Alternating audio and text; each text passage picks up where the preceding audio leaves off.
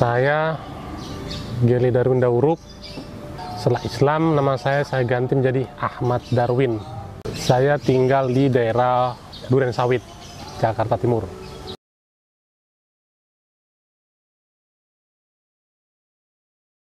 Kristen Protestan, gereja di HKBP.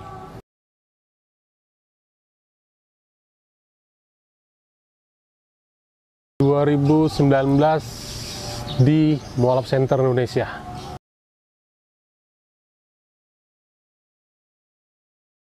Kalau tentang negara tentang Islam banyak, dan bahkan saya salah satu bisa dibilang sangat benci Islam. Tiba-tiba ngobrol masalah Trinitas ini, teman saya bilang, kok saya ragu ya, kata dia gitu. Kenapa saya bisa ragu ya? Saya juga ikut ragu gitu loh. Iya, kok bisa ya? Tuhan itu ada 3.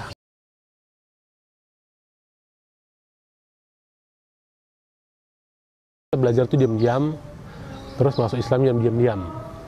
Tapi lama-kelamaan ketahuan.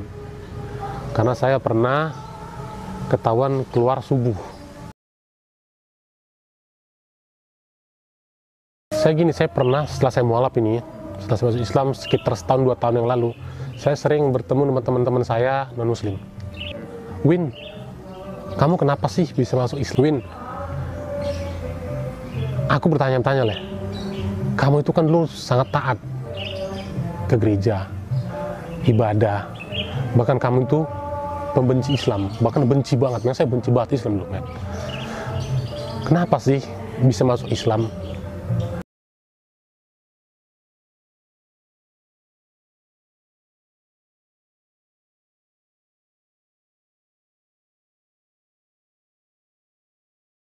Saya nggak yakin dengan ketuhanan Yesus. Coba kamu pikirin lagi, coba kamu renungkan lagi, masa seorang Tuhan disalib, dimatiin? Saya gituin sama dia. Mungkin kita umat Kristen dulu paham banget waktu doanya Yesus apa? Ya Bapa, ya Tuhanku. Itu Yesus berdoa kepada siapa? Kalau nggak kepada Tuhannya. Kalau bicara Tuhan, bicara tanpa lahir, tanpa apa gitu. Terus saya bilang ke dia, coba Nabi Adam tanpa bapak tanpa ibu. Kalau pakai logika dia lebih Tuhan daripada Isa. Saya gitu sama dia. Dia cengok, diam ya. Ya juga ya. Nabi Adam lebih Tuhan daripada Isa. Dari semua nabi tanpa bapak tanpa ibu.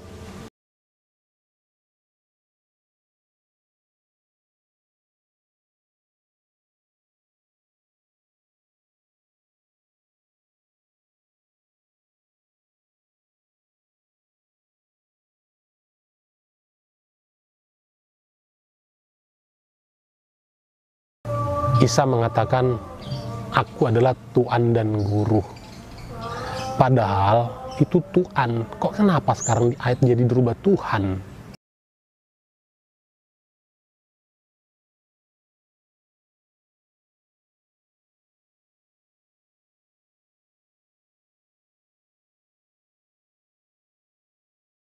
Tidak pernah dikatakan Nabi Isa itu akan lahir seorang Tuhan.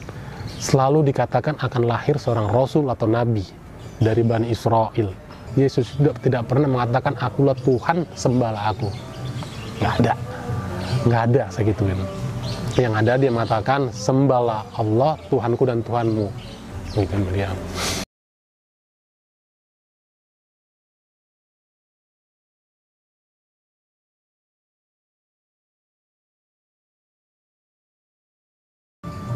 Sebenarnya kalau kalian umat Kristen mempelajari dua kitab, saya yakin kalau kalian bertulus baca, nggak ada rasa takut ntar kalau gue masuk Islam dimusuhin. Yakin saya yakinnya kalian nggak percaya dengan isi Alkitab semua itu. Saya gitu sama dia.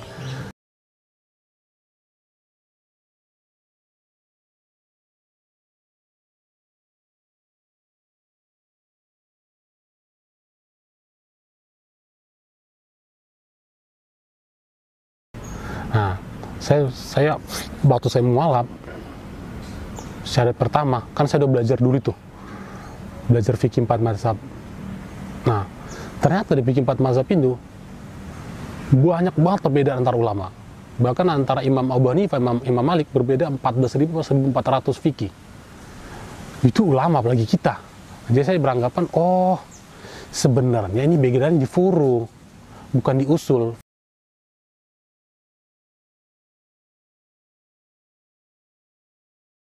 Furu itu cabang. Contoh, satu kunut subuh, satu enggak. Satu basmalah jahar, satu sir.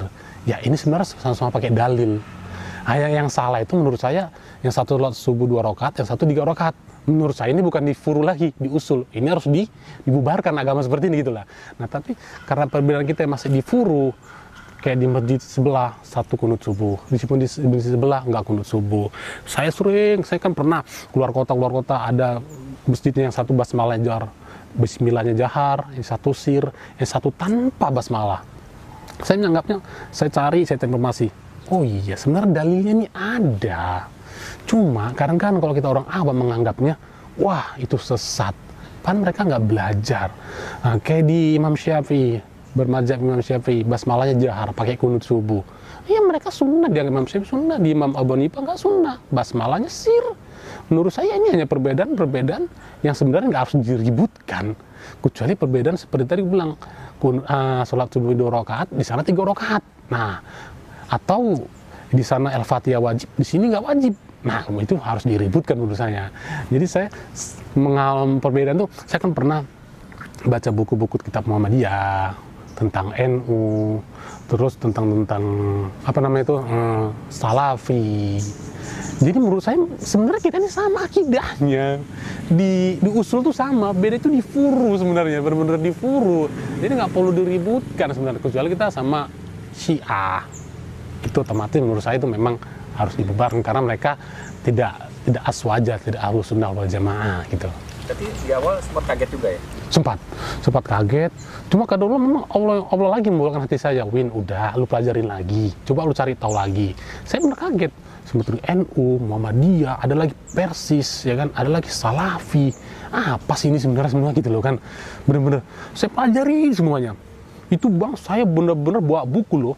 Buku tuh ini tentang NU, tentang Muhammadiyah, tentang Salafi, sejarah bangkitnya mereka, munculnya, terus pendirinya siapa, perbedaan mereka di mana, sampai buku 4 mazhab fikih segini gede, saya beli itu bang. Bener saya beli, saya pengen bener-bener pikir. Jadi seperti saya pernah nonton di ceramah gitu, pernah orang ribut gara-gara kunut subuh, bahkan gara-gara basmalah jahar sih ribut bang. Jadi saya ngambil pelajaran dari situ, saya harus belajar ini. Biar suatu saat saya ke daerah lain, atau saya memahami daerah lain, saya nggak mengatakan, wah itu sesat. Kan repot, jadi ribut. Nah, itu pernah salah satu ustadz ngomong, jadi gara-gara kunut subuh ribut. Itu bener-bener di masjid itu ribut bang, akhirnya nggak sholat lagi.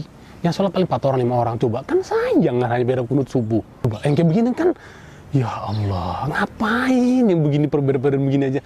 Ya Allah. Jadi bagi saya penting banget kita belajar ikhtilaf di para ulama, karena kita biar jangan terjadi keributan.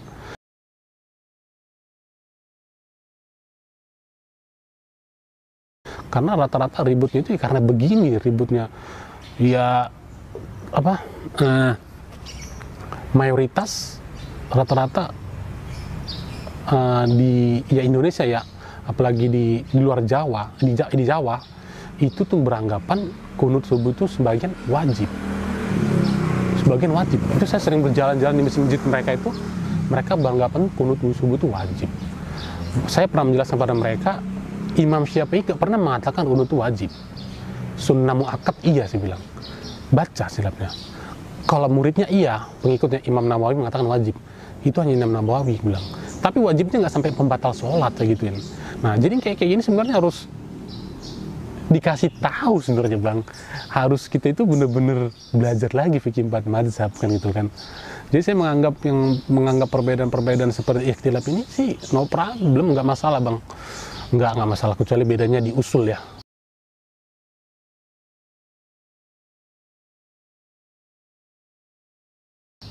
Akidah kita sama, Tuhan satu, Nabi Muhammad yang Nabi. Nah kecuali Nabi ada lain, nah, itu udah berbeda dah. Itu udah kita sesatin dah. Jadi saya kalau menghadapi masalah ikhtilaf perbedaan di Islam, banyak organisasi, banyak pendapat, selagi itu ada dalil, sesuai dalil, cuma cara ngambil dalilnya beda. Terus kayak masalah ini bang, apa? Duduk sama dari sujud ke duduk, dari sujud ke duduk, dari diri ke sujud, itu ribut bang, itu bener ribut orang gara-gara gitu doang. Ya Allah, masa ini aja ribut. Dalam hati saya bukan meninggikan diri saya baru mau setahun yang lalu, saya udah paham. Kok antum 30 tahun belum paham yang begini, masih ribut gitu loh. Saya bukan meninggikan diri saya, cuma saya koreksi diri. Ya Allah, alhamdulillah Allah masih saya ilmu sampai segini rupanya. Ternyata oh ini maksud Allah gitu loh. Itu benar-benar ribut bang, masalah dari sujud, dari diri ke duduk, sama tasawuf. Kan ada orang kalau sholat subuh 2 rakaat duduknya tawaruk, ada yang itiraf. Ya Allah, itu masalah sunnah, antum nggak duduknya tetap sah sholat. Dalam hati saya ribut bang. Ya Allah, imamnya dimarahin gara-gara duduknya tawaruk. Astagfirullahaladzim. Cuma saya ya sudah, selagi khilaf di furuh, ya silakan.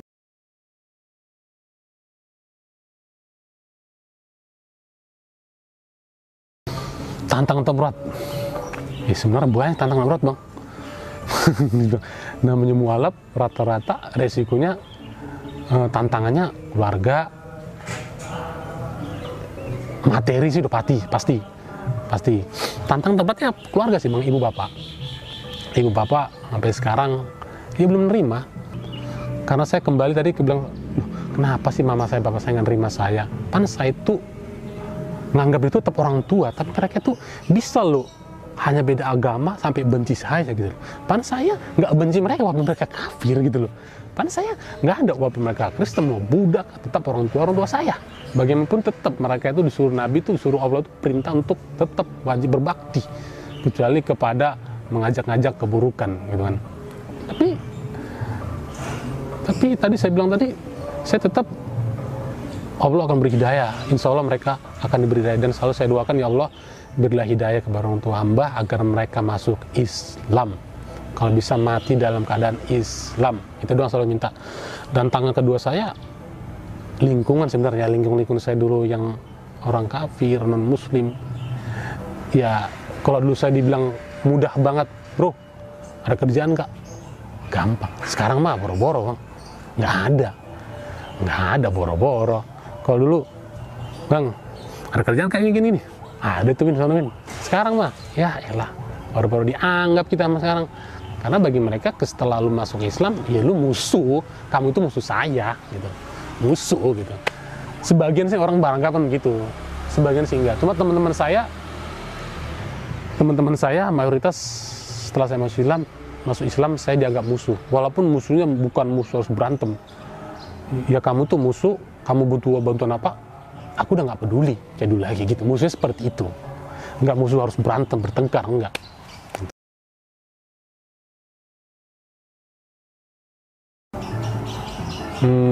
Keinginan saya sih sebenarnya ya, manusia ya punya keinginan pasti banyak sih ya, cuma kembali lagi kepada Allah, mana yang dikabulkan Allah, mana yang tidak.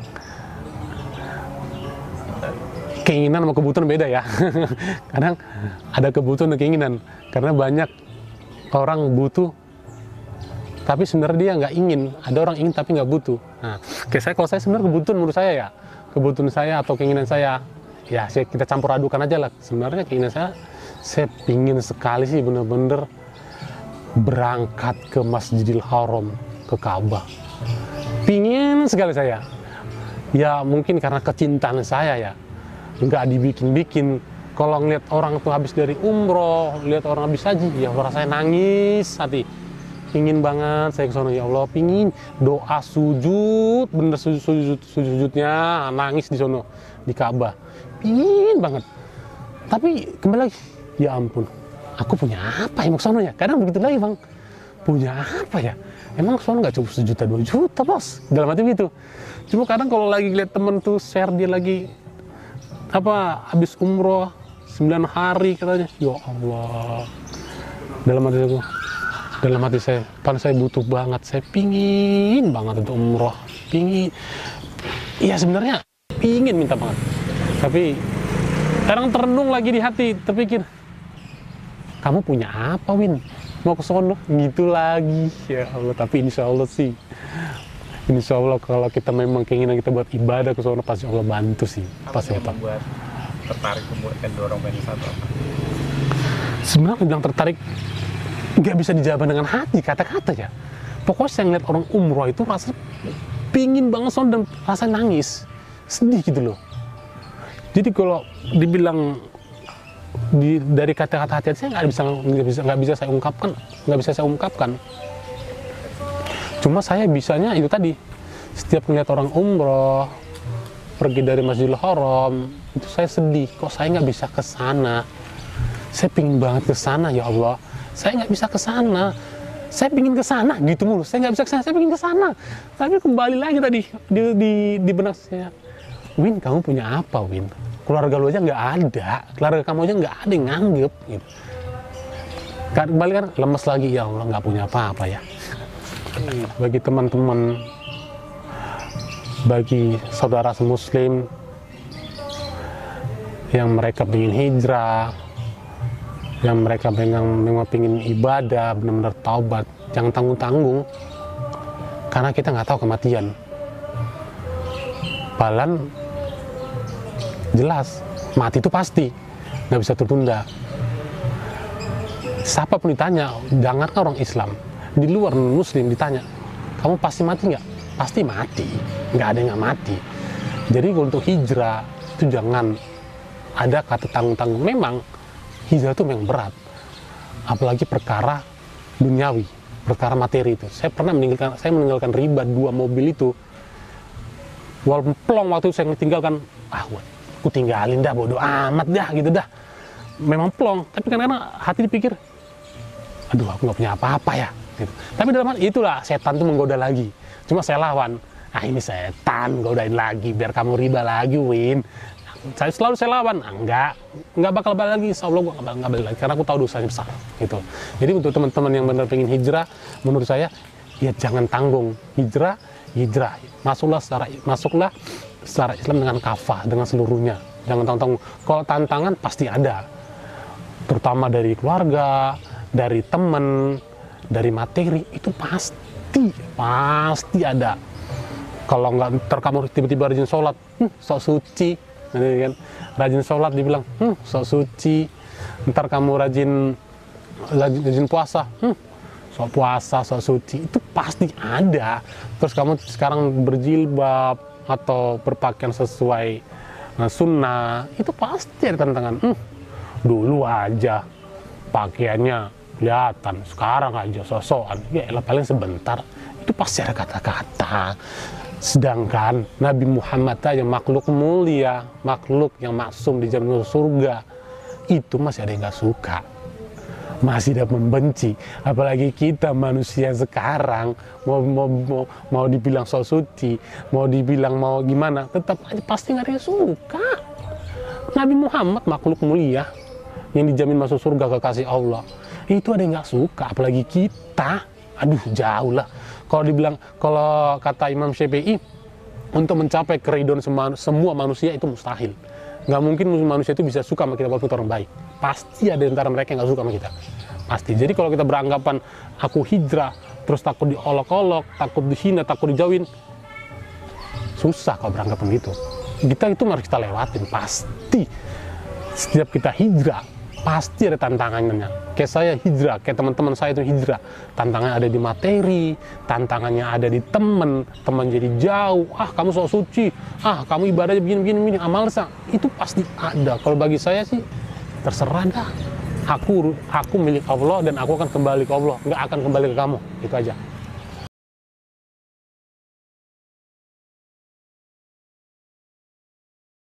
Menurut saya sih kalau nggak terima keluarga ya, itu sih mayoritas ya, setiap orang yang mualaf itu rata-rata diabaikan, terusir, dianiaya, caci maki, itu pasti. Mayoritas yang ditemuin begitu, walaupun ada sebagian enggak. Ya, untuk tipsnya menurut saya, ya kamu tetap, walaupun orang tuamu tetap itu orang tuamu. Bagaimanapun tetap dia surgamu juga. Kecuali dalam perkara untuk kembali ke agama, boleh ditolak dengan baik-baik. Tapi kalau untuk kembali ke Kristen, jangan mau. Tapi kalau untuk perkara berbakti, mengorong orang tua, jalin silaturahmi sama adik, abang, kakak, silakan. Terus kamu takut untuk apa? Jadi miskin, jangan takut. Allah itu maha kaya. Allah itu udah nentapin 4 bulan kamu di perut ibu kamu, sudah tetapin takdirmu, rezeki sudah tetapin, nggak bakal tertukar. 1 detik sebelum meninggal, duitmu 1 miliar lagi akan terkirim sebelum kamu meninggal. Pasti disampaikan Allah rezekimu baru kamu meninggal. Jadi menurut saya ketika kita udah mu'alaf, terus kita takut tantangan keluarga, tantangan materi, tips saya bagi saya istiqomah, yakin Allah akan balas kebaikan dan Allah akan ganti itu semua dan akan ada balasan dari Allah. Sungguh mahal hidayah itu, apa arti dunia ini daripada sebuah hidayah, iman. Nggak ada apa-apanya dunia ini, nggak ada apa-apa yang dibagikan hidayah. Bagi saya itu saja tips-tips bagi orang-orang yang masuk Islam tapi takut dengan keadaan-keadaan yang tidak diinginkan. Cukup sekian kisah saya, insya Allah menjadi inspirasi, insya Allah bisa memotivasi bagi teman-teman yang di luar sana yang pengen hijrah, yang mu'alaf, yang sebenarnya dia pengen masuk Islam tapi takut. Itu ada. Dia masuk Islam tapi takut sebenarnya. Ada itu banyak.